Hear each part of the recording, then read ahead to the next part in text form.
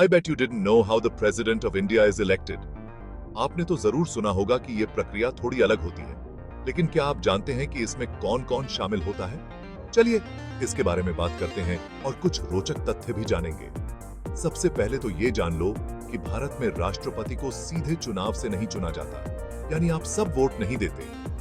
तो फिर कौन देता है? इसके बजाय एक खास ग्रुप होता है जिसे इलेक्टोरल कॉलेज कहते हैं। इस ग्रुप में संसद के सदस्य यानी एमपीज और राज्यों की विधानसभाओं के सदस्य यानी एमएलएज होते हैं। अब सवाल ये है कि ये वोट कैसे देते हैं? क्या आपने कभी proportional representation with a single transferable vote के बारे में सुना है?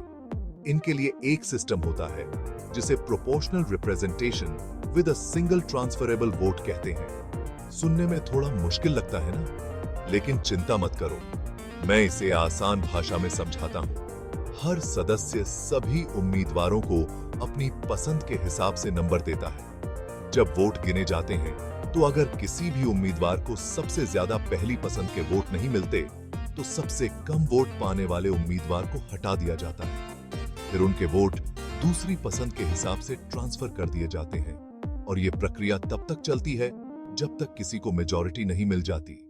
जिस उम्मीदवार को इस सिस्टम में सबसे ज्यादा वोट मिलते हैं वही भारत का राष्ट्रपति बनता है। क्या यह दिलचस्प नहीं है? Indirect election, electoral college, proportional representation और सिंगल ट्रांसफरेबल वोट आसान है ना? अब आप जानते हैं कि भारत अपना राष्ट्रपति कैसे चुनता है। क्या आपको पता था कि राष्ट्रपति का कार्यकाल 5 साल का होता है?